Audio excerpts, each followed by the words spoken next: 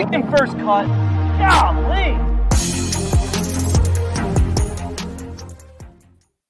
Welcome to the First Cut Podcast. I'm Rick Gehman, and this is your Friday recap for this week's Masters. Joining me to break it all down, Greg DuCharme is here.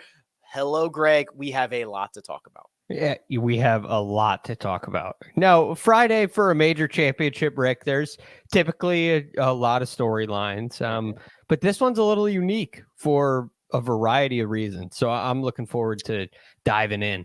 Well, here is where we stand on this Friday. Round 2 has not been entirely completed. 40 or so golfers still out there on the course, some as many as 9 or 10 holes to play. We dealt with 2 different stoppages on Friday. One was very short, 21 minutes, in which there was just rain and I suppose a little bit of electricity in the area. But the big one came later in the day, and what ended up being a pretty scary scene out there, Greg, right by 17T.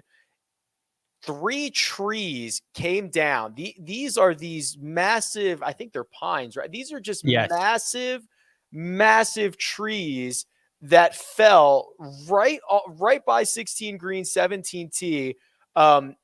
Somehow, and luckily, no one was injured in this. But just a few minutes later, they blow the horn and we're done for the day.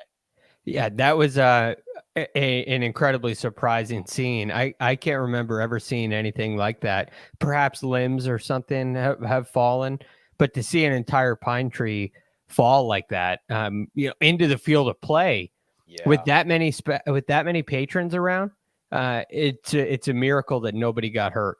And you see when you watch that video in real time, to see the speed at which they fall is pretty scary. Yeah, the impact on the ground is jarring. So yes. Just an incredible scene there. So with that and the rain and the weather and everything that's rolling through, Augusta National decided to suspend for the rest of the day. So just here, I'll just read you the statement while I have it here. So it says, Augusta National Golf Club can confirm that no injuries were reported from 3 trees that were blown over to the left of number 17. Due to wind, the safety and well-being of everyone attending the Masters tournament will always be the top priority of the club, which will continue to closely monitor the weather today and through the tournament. Here's the rest. The second round has been officially suspended for the rest of the day, and play will resume Saturday morning at 8 a.m. Eastern. Okay, so what that means, Greg, is that those guys that came off the golf course on Friday evening are going right back out at 8 a.m. Eastern. Do you want me to tell you the forecast for tomorrow? I have it right here. Correct me if I'm wrong. Okay. Okay. So at 8 o'clock, 50 degrees, 98% chance of rain. Right. Wind out of the northeast at about 11 miles an hour. And this is one of those days you go through the hour by hour and it basically doesn't change for the entire day, right? You're talking about maybe if the temperature does anything, it drops to 48. If the wind does anything, it picks up to 15 miles an hour. But one thing is for sure, it's rain, and it's, somewhere above 90% chance of rain all day long. This has been the forecast for a week. We knew this Saturday was coming. It has not changed. The other thing is, you mentioned it, but I'll point it out again. It was 85 degrees at the Masters today. It'll be maybe 45 or 50 degrees on Saturday morning. So, what you thought the golf course was playing like for the first 2 days is going to be a completely different story if they do play golf on Saturday. The one thing that I would say surprised me about the forecast heading into the week, I expected there to be a period of time today where there was play in some bad weather. And it was really only a couple of holes where the wind started to pick up. Yeah. But for the most part, it was benign for everybody. And then all of a sudden it's storming and we have to stop play. So it really kept, for a long period of time, it kept conditions relatively similar for everybody. Now, the real disadvantage is those players like Jon Rahm, who's in second place right now, like Victor Hovland, who's in seventh place right now, or I'm sorry, who's at 6 under, just a couple shots back. This is a real disadvantage for those players near the top who have, 9 or 10 more holes to go. Yeah, we're obviously going to talk a lot about these. We have a lot. We'll be here a while, but we're going to talk about these players. But one of the things that you and I were talking about before we started this is, okay, let's game this out a little bit, right? So let's assume they tee off tomorrow morning, Saturday morning, 8 a.m. Eastern as anticipated, and they finish round 2 and immediately flip this around into round 3. Now, if it's quote unquote just rain, Greg, I guess they're just going to keep playing through it. We know they've got the sub-air system rocking at Augusta National. We know they've got great drainage, but like they're just going to play 27 holes in the rain tomorrow? Yeah, I mean, it seems like that's the plan with the 8 a.m. start. And the Sunday forecast is really nice. So perhaps they can just play 27 holes in the rain. Most guys will only have to play 18 holes in the rain. Especially most of the guys near the top of the leaderboard seem to be done, at least a large number of them. So yes, that's a possibility. But I mean, the forecast initially was 2.5 inches of rain. Yeah. In a day. That's a lot for a piece of property to take on, even with all the slopes and the excellent drainage and the absolute best maintenance and the best maintained facility in the world. It's a lot of rain to take in a day. And with the scene that we had at the end of the day today, I wonder if they'll be a little more cautious with patrons with situations like that, which I hadn't even thought of at the beginning of the week. Agreed. So look, that's where's the line where, okay, are we going to just play 9 holes tomorrow morning and then call it quits? Do you have to see how it kind of plays out? Is there a point where we just say this is no good? So what's the line? We were talking about this. I don't think this is what will happen, but I think if we just wanted to have an absolute, like the most fair thing to do in terms of keeping the competition as fair as possible, which you could argue, but I think the most fair thing to do is have these guys finish round 2 on Saturday and play 36 holes on Sunday.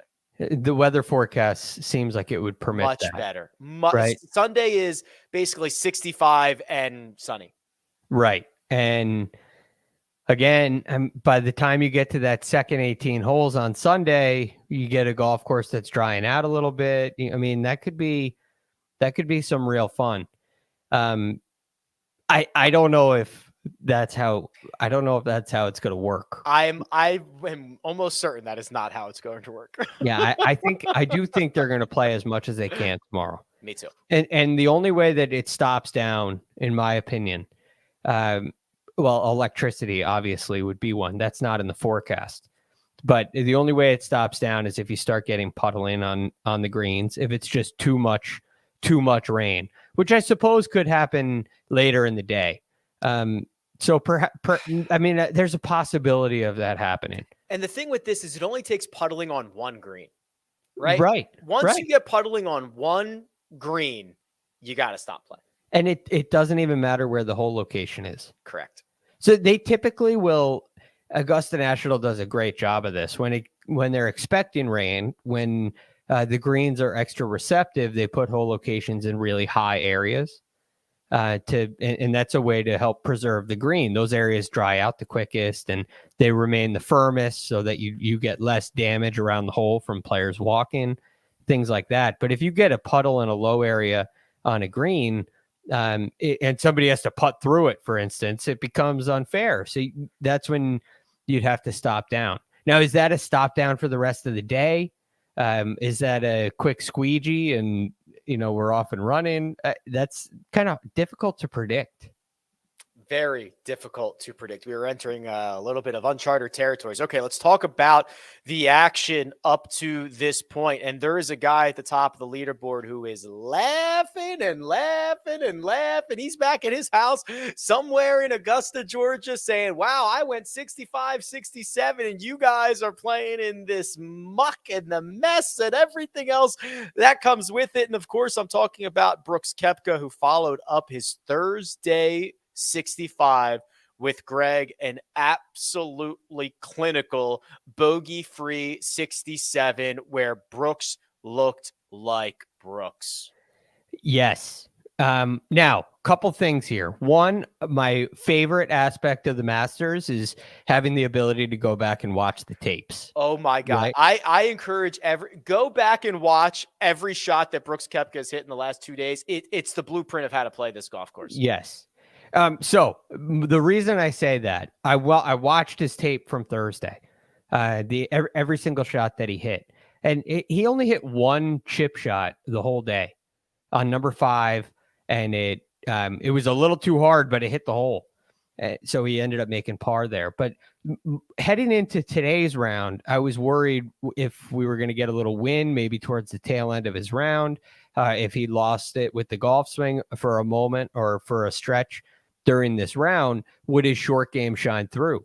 Because Thursday's round, it looked like Brooks in 2019 at Bethpage Black. Sure, he shot 7 under, which was the same score, but it was the dominance with the iron play. Every single hole, he had a great look for birdie. And then so that's the thing I was watching for. The litmus test for me was what happens if Brooks misses a few greens, ends up having to scramble. Where is his game? We haven't seen that. We don't know. Well, at number 1 today, he gets up and down from short right of 1, which is an unbelievable slope if you've never seen it, with that whole location up on the back right. Gets that up and down. At 2, he gets up and down from the right bunker, where he has to go all the way across that green to the back left hole location. Gets that up and down. At 3, chips it over the green after his tee shot, gets it up and down from behind the green, making like a 10-footer. And then at 4, he gets up and down from the front edge of the green on the front fringe there. So it was 4 1-putts in those first 4 holes. And I said, okay, this is the real deal. This is now I've seen the completeness of this game. You know what I love seeing on Friday? So if we had, so we have a scorecard up on YouTube, but he made 3 birdies and an eagle. They were all on the par 5s, and he made 14 pars on the other holes. He destroyed the 5s, played every other hole at even par. That for a long time was the Tiger recipe. Greg. Yes. Destroy the 5s, survive the rest, and pile up trophies. 68 is a pretty good score around here. Yeah. And you think about, and I'm not saying that there's an irony to this. I'm not saying this to poke any fun, but this is where Bryson's line of it's a par 67 comes from, because the concept is, well, you take advantage of the par 5s. I can reach them all. So I'm going to hit iron into all of them. So those are like long par 4s. I make 4s there, and I can drive number 3. So I make 3 there. I got 67. But what you find out is, well, the other 14 holes are no joke. And it's not always easy to just make all birdies and eagles on the par 5s. But you're right, Rick. That's the recipe. This is how you play the golf course in theory. And it's really cool to see it when it comes to life. Obviously, the big thing here for Brooks, seemingly the difference between this year and previous years at the Masters, is health. He seems healthy for the first time in a while. He actually made a comment yesterday, something to the effect of, if I had been this healthy and playing this well, it would have made my decision to go to live a lot more difficult. And we're getting a healthy Brooks Koepka, 4-time major champion, who is still a problem for the rest of the field. Yes. And the live aspect of this is, perhaps a little bit awkward, but just to keep it to the game of golf here, if regardless of what tour Brooks is on, we would be looking at a very similar situation. right? Consider what we saw in full swing. This is a guy that's injured, a guy that's out of form, a guy that's struggling with his game, who's all of a sudden healthy. And if he was playing limited reps because of injury and all of a sudden started to feel healthy, this is what you'd get. So in a way, the limited reps that he's had may have helped him rehab, may have helped him actually get healthy with less temptation to try to play. I mean, the PGA Tour players haven't had an off season in a long time, and now there's a real off season for him. And the players on the PGA Tour, the top players on the PGA Tour, will have an off season too. It just hasn't happened yet. Yeah, you got to think that those 5 months essentially of the offseason from last season to this season certainly went a long way for Brooks, who won Live Golf Orlando last week and now obviously the front runner here through 2 rounds at the Masters. He's at 12 under, Greg. The next guy in the clubhouse is at 8 under. We'll talk about him in a second, but Jon Rahm is 3 shots back and still out on the golf course. So he has finished hole 9. And he has hit, he has hit 2 shots on 10. So he's hit his approach shot into 10, and he has, I'm literally watching it as we go through. It's like he's got 40 feet. He's in the back center of the green. That's exactly right. Back center of the green for Jon Rahm for birdie. And, the horn blows just as he starts getting going here. Birdie's on 8 and 9. He parred each of his first 7. Obviously, we remember the big mistake out of the gate on Thursday with the double bogey, the four jacks there. But otherwise, he has been splendid this week. I said that Brooks on Thursday hit 1 chip shot. Well, Jon Rahm didn't hit any on Thursday. It was 0. He missed 1 green, and it was by an inch on 7, and he made the putt. I think he hit every fairway and missed 1 green by 1 inch. Yes, he did. So it was ridiculous. Now he comes out today and he misses the green at number 1 in a spot you should not miss the green at number 1. He misses long right. That's typically that spot is dead. Nobody gets up and down from there. Now it's a little bit softer, so that has helped player. I've noticed this week players in general have gotten up and down from some spots that are typically big no zones. But he played still a brilliant shot to get up and down there at 1. And he did the same thing at number 6, which ends up coming up short, which is a big no. He gave a big expletive after that and got that one up and down. I heard that one, baby. Yeah, the mics caught that one. Oh yeah, which was unintentional. And this round really turned around with some good breaks off of 8 and 9. He missed both those tee shots out to the right and ends up making birdie on both those holes. So those 2 birdies, I think, they're really big now, especially because knowing what he's going to have to play through tomorrow. And you could even see it at 10. I mean, you just watched it, Rick. The shot that he hit on 10 into that green was stopping for most players through the day. And because of that little extra bit of moisture on the greens there, it didn't check at all for him. It just released, which is, we'll see what happens heading into tomorrow, but that's part of playing golf in the rain.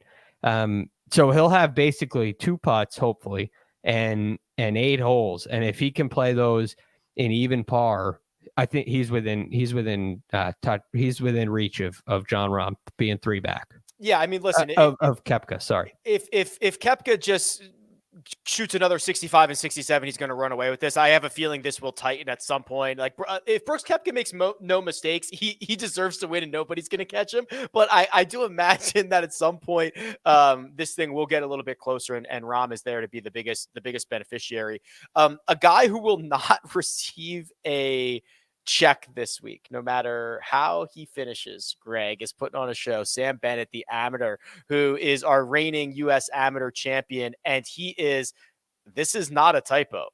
He is currently in solo 3rd with back-to-back 68s, and he is absolutely vibing around this place right now. He made 5 birdies on Friday, only 1 blemish on the card. It came on number 4, the par 3. This kid's pretty impressive right now. Yeah, legit. And again, that bogey is his only bogey of the week so far.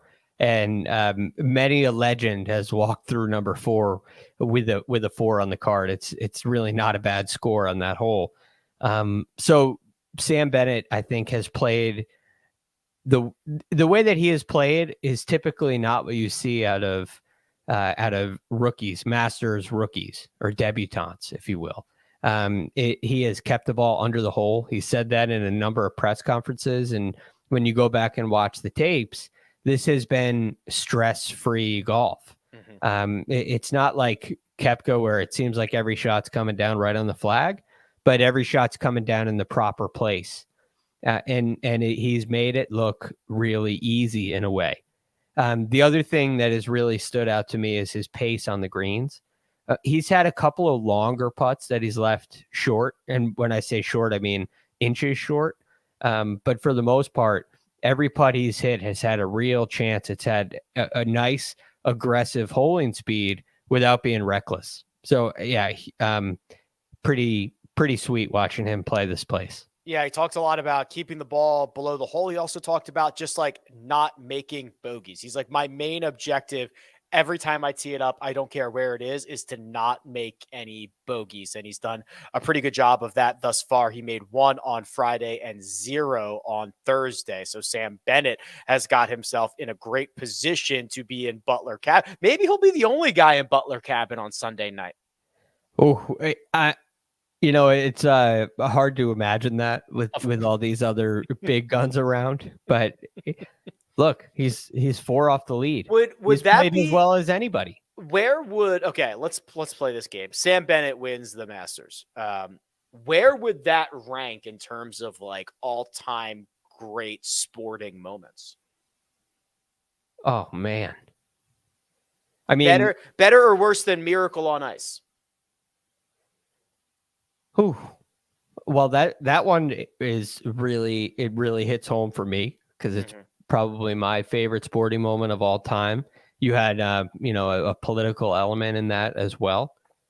Also, amateurs versus pros. So I would probably say, but I don't know. In today's day and age, this would be crazy. The professional golf is so good right now. It's so good. I would be stunned. Rick, I don't even know where I could honestly rank it. I would just be guessing. An amateur, it would be up there. An amateur has never won the Masters. I love the connection to the greatest amateur of all time, right? Bobby Jones, yes. Right.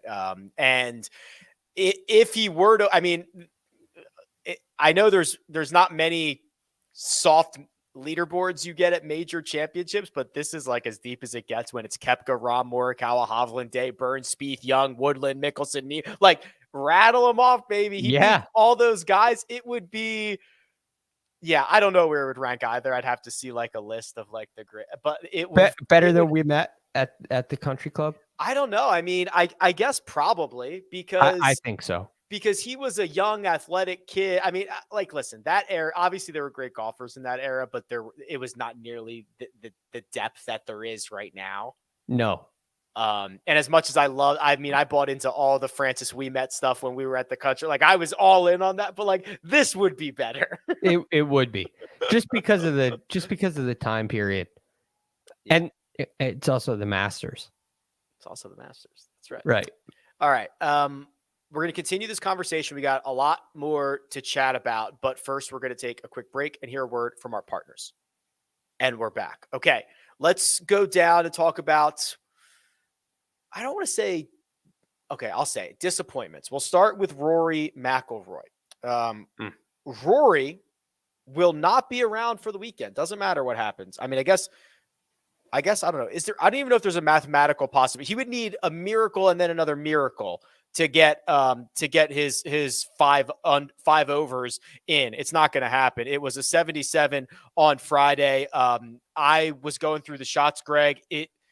I don't know what went wrong for Rory. I just like nothing went right. It was truly bizarre. I went through the shots too in both of his rounds. it was pretty clear in round one he had a left miss going on, and he was coming up short with short game shots and some putts, and those are signs of nerves to me. So when Rory McIlroy, a drawer of the golf ball, gets nervous, a little tight with the swing, the tendency will be to miss it to the left. When Rory's really freed up and feeling aggressive, the tendency will be to leave it out to the right. So you saw the left miss yesterday. Today you saw some left misses, some right misses. You saw some shots, some wedge shots go long. You saw some go short. You saw some bad breaks. You saw some great shots. I think he looks like he's swinging really well, but he just could not get the ball in the right spot. I'm trying so desperately to figure it out, to pinpoint something. Is there a flaw somewhere in his game that is holding him back? And I mean, I can't say that there is. Maybe the one thing I would say when you watch his shots and you watch guys near the top of the leaderboard, the guys near the top of the leaderboard are playing from the fairway more often than him. They're in the middle of the fairway all day. Rory's in the pine straw too much, but that's not every round. So I can't put my finger on it, Rick. It's like there are really ghosts here. It's amazing to watch the shots of a Koepka or a Rahm, or even somebody like Hovland, who's had a little more volatility, hasn't played as perfect as Koepka. You watch these guys near the top and you watch Rory, and it's surprising. I don't get it. I think the easy way out is to say that it's the mentals and just something is not working for him here, knowing his place in history and all that stuff. That's the easy thing, but I don't have anything else. I mean, it just doesn't make sense. It's, and I go back and think about this too. Like you watch Tiger right now play this golf course, and Tiger's played really poorly, even for his own standards, and he's beating Rory by 3. And if Tiger continued to play today's round, my guess would be he would shoot 1 over for the first 2 rounds. I think Tiger was going to finish that round today 1 under. So by the end of the 2 rounds, he's beaten up on Rory pretty good. Why is a hobbled Tiger who can barely move around why does he play this golf course better than Rory, who's 30 years old and great, 34 years old and great physical condition, swinging as fluidly as anybody, able to hit all of the shots? What's the difference? What does Rory not know?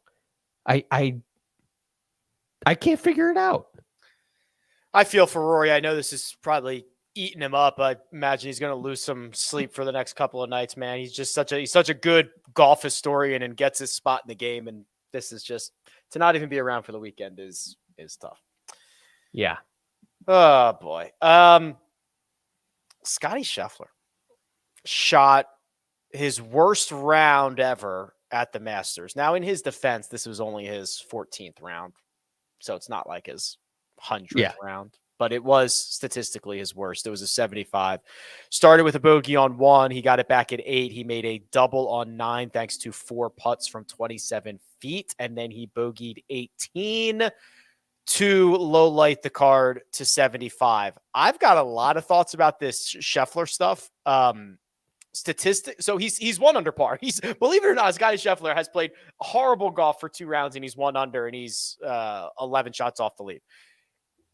Statistically, he is leading the field in strokes gained tee to green. Not everybody's through 2 rounds.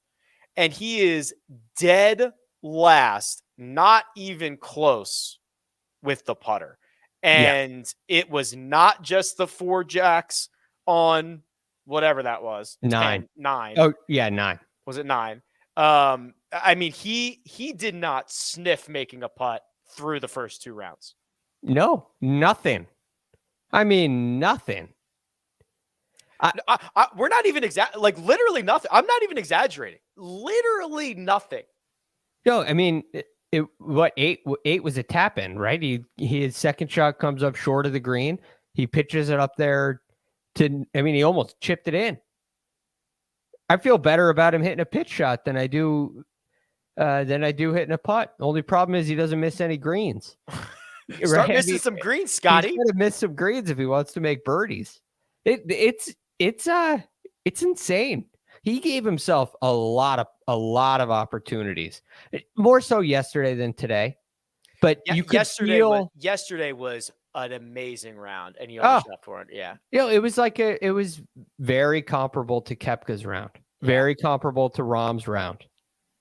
But he didn't make anything. And I was thinking about his round yesterday, and I'm sure that you were too. I mean, this is our model again. Like this is the model. The way this goes is on Friday, he hits it really well again, and a couple of putts start to fall. Yep. And all of a sudden he's leading or near the lead. It wouldn't have been a crazy thing for him to be sitting at 8 or 9 under right now. That wouldn't be out of the ordinary for Scottie Scheffler. But the frustration was building, and I was reminded of Southern Hills. That's the only other time I've seen Scottie kind of behave this way. I was going to say I've never seen him this frustrated. He is very animated. He hit it, and there was a shot early in the round. When you're as frustrated as he was early in the round, I think you're coming into the day thinking about this stuff. It was the shot that he hit onto 4, the par 3. He hit a shot that, it's, 240 yards today or whatever. Yeah, and it just catches the, maybe it wasn't 4 then. Maybe it was 6 that I'm thinking about. Oh, 6. It was 6. 6. Rick. Yes. Yeah, I saw this live.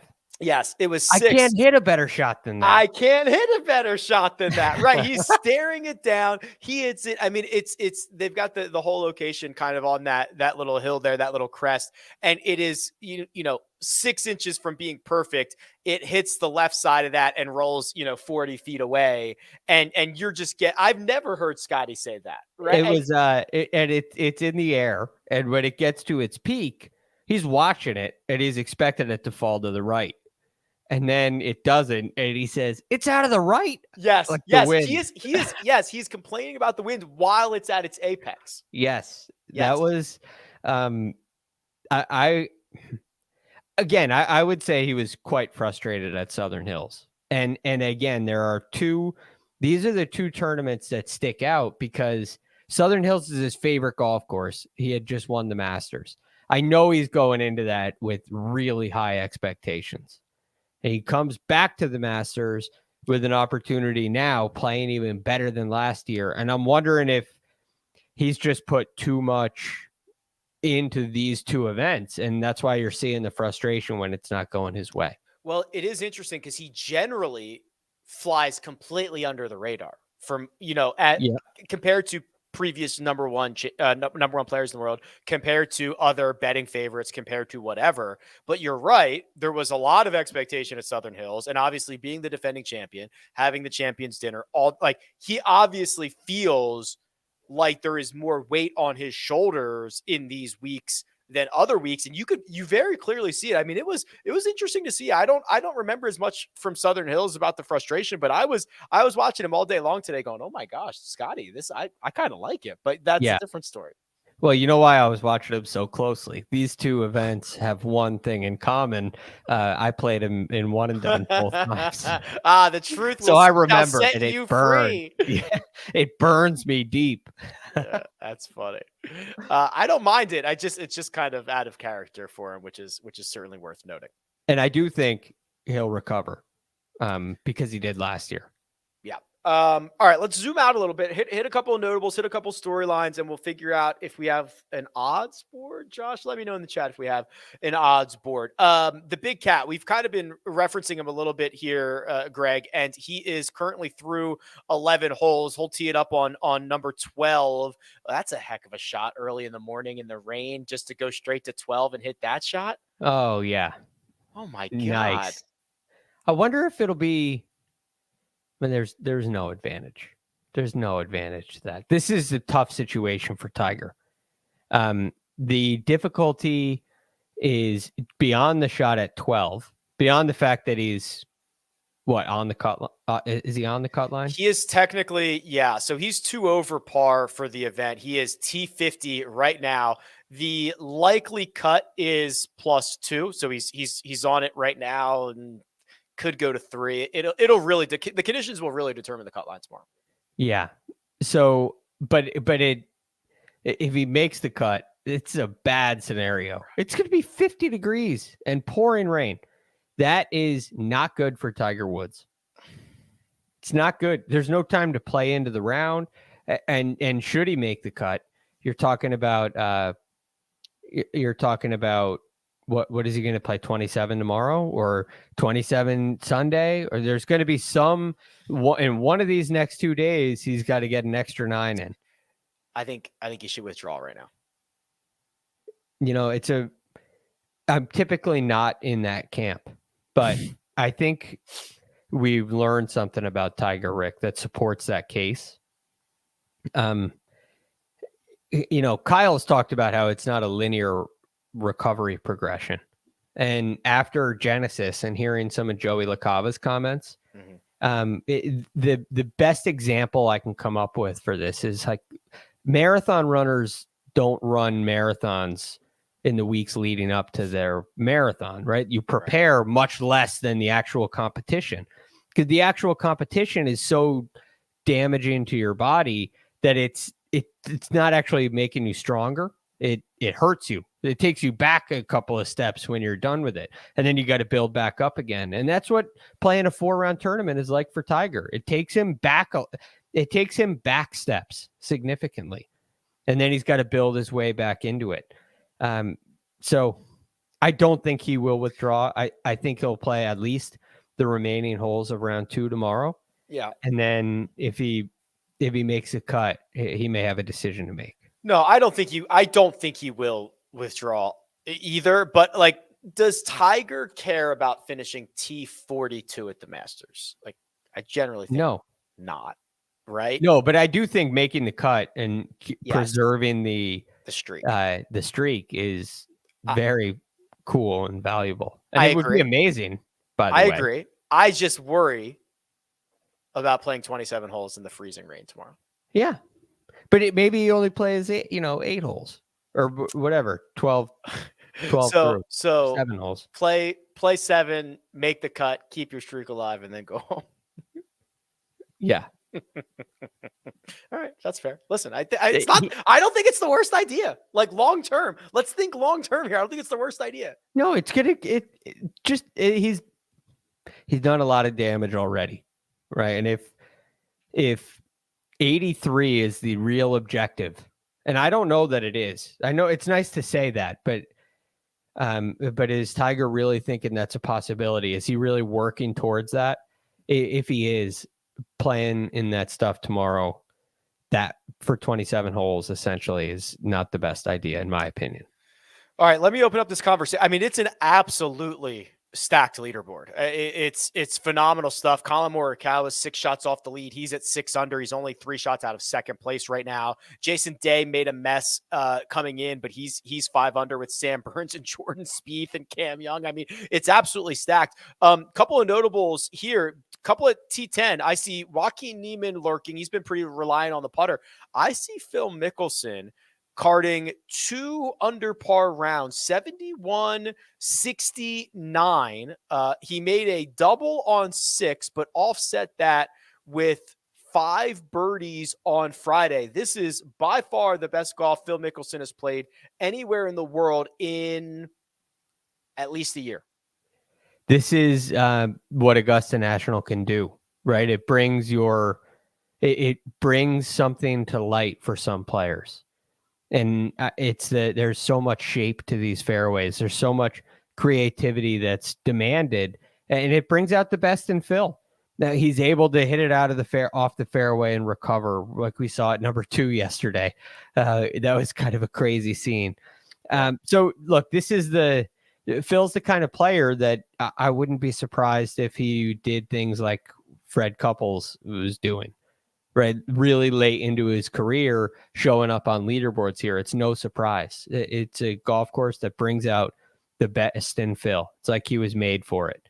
And I watch Phil and the state of his game coming in and his performance here. And I watch Rory, the state of his game coming in and his performance here. And I'm just befuddled. And I just want to know what Phil knows that Rory doesn't. What does Fred Couples know that Rory doesn't about this golf course? It's something special. It's something special. Befuddled is a very good word. That's the word of the day.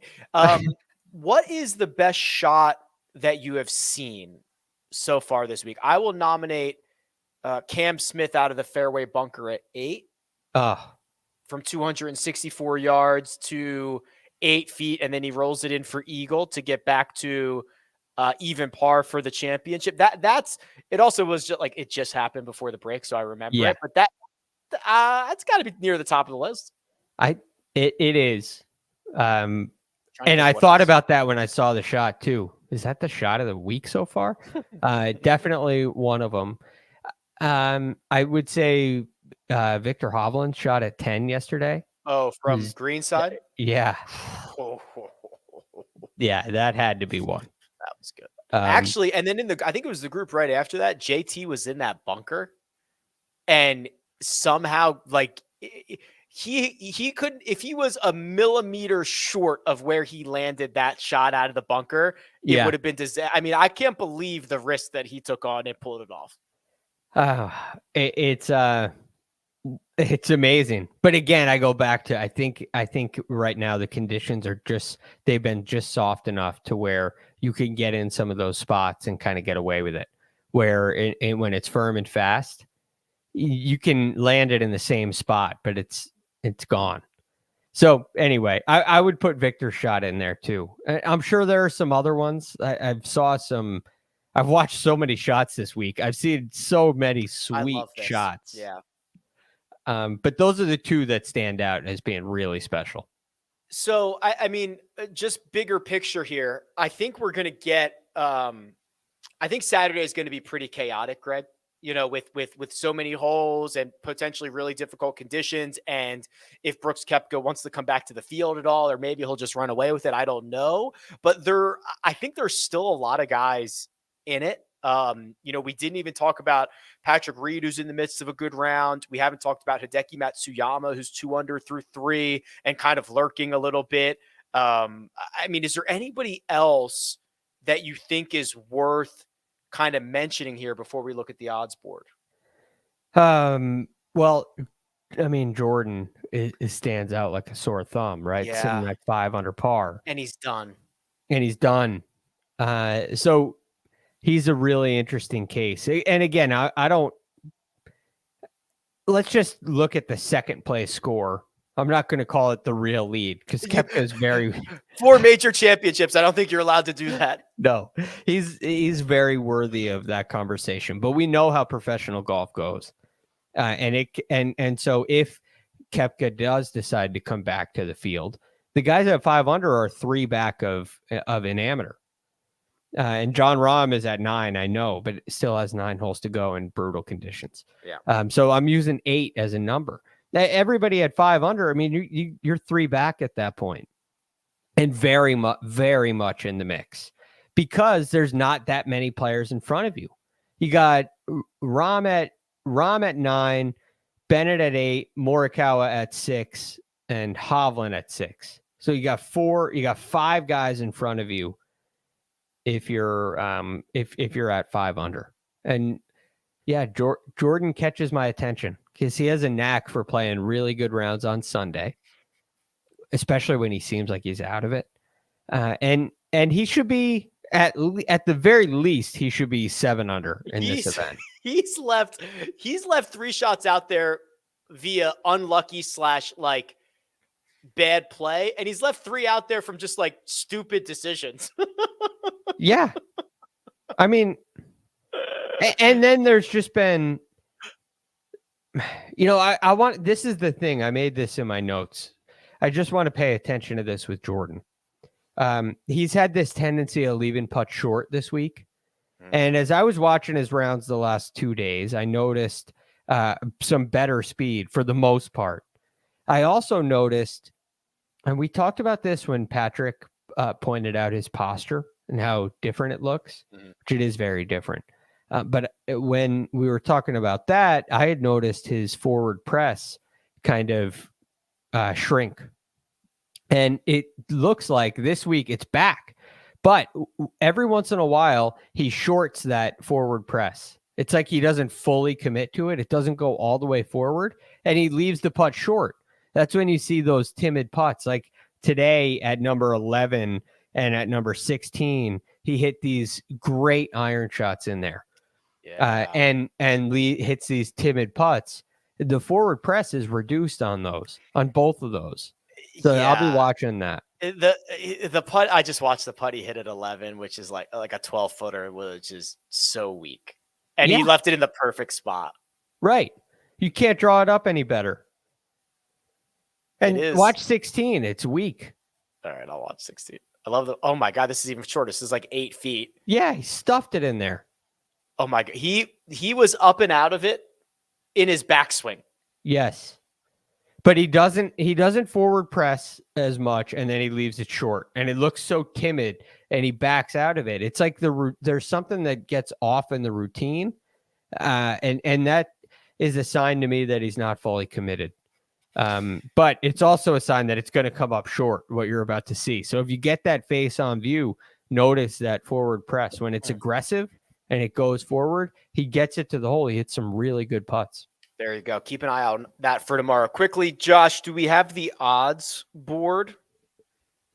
Yeah, here we go. Okay, Brooks Koepka nearing even money to win the 2023 Masters, plus 118 currently, 3 shots clear. Jon Rahm, plus 175, and 2-horse race, because the next shortest odds are Victor Hovland, 6 back, currently out on the golf course. He's still got 8 holes to play at 18-1, Cam Young at 20, Colin at 20, Jordan Spieth at 25, Sam Bennett 30-1. It's not bad. Jay Day 35, and then nobody else within 50. So books are looking at the big boppers at the top.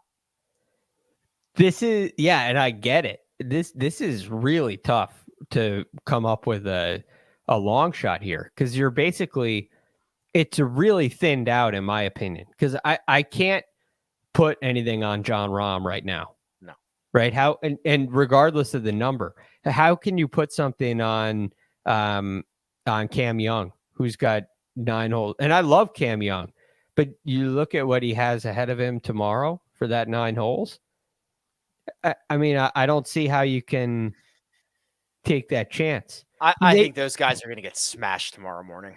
I do too. And you know, another thing to consider, Rick, it's going to rain all night, and they did not play preferred lies today.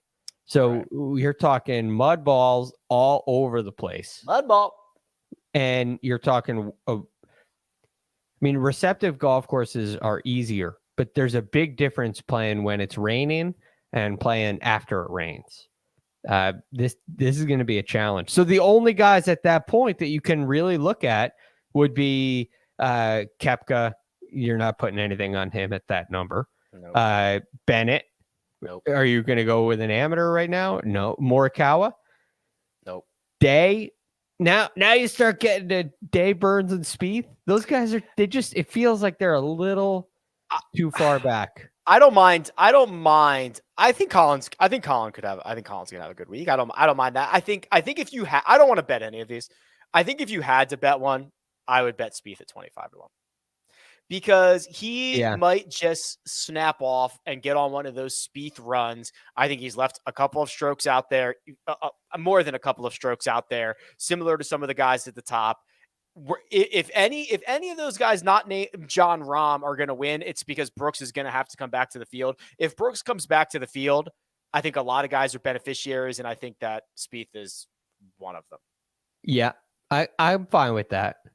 And I don't mind Morikawa. He had some he had some really nice short game shots today. I mean, that 69 was not the ball striker's, typical Colin Morikawa 69. He kind of scrambled today. And I'm not sure if that's a good thing or a bad. I'm not saying that he hit it poorly. But it didn't look like here comes a Morikawa run. He's really getting hot, dialed in with the iron play. I think he kind of scrapped out a really good round. So maybe that's a good sign. I don't know, but this feels like tomorrow feels like a day for matchups, not any of this. There you go. Now we're cooking. Well, get your rain boots ready. It's probably going to be a sloppy one. Hunker down. You might be going in and out of, breaks, and hey, we're going to, take them up, blow the horn. Okay, we're coming back. So get ready for all that fun stuff. And when the day finally comes to an end, which we have no idea when it'll be or how much golf will be played, what'll happen? We'll be here to warm their hearts and dry their little hands off. Yes, we will be here. You can count on that. Whether it's I'm not going to speak for you on time. I was going to say whether it's at 8:00 in the morning or at 8:00 at night, we'll be here. We'll be ready. We'll be here for you. That's our new motto at the First Cut podcast. We'll leave the pod. We'll leave the mics on for you. All right. Big thanks, producer Josh does all the hard work behind the scenes. Greg DuCharme rocking with me tonight can be found on Twitter at The Real GFD, and you can find me at Rick Run Good. This has been The First Cut. We'll catch you next time.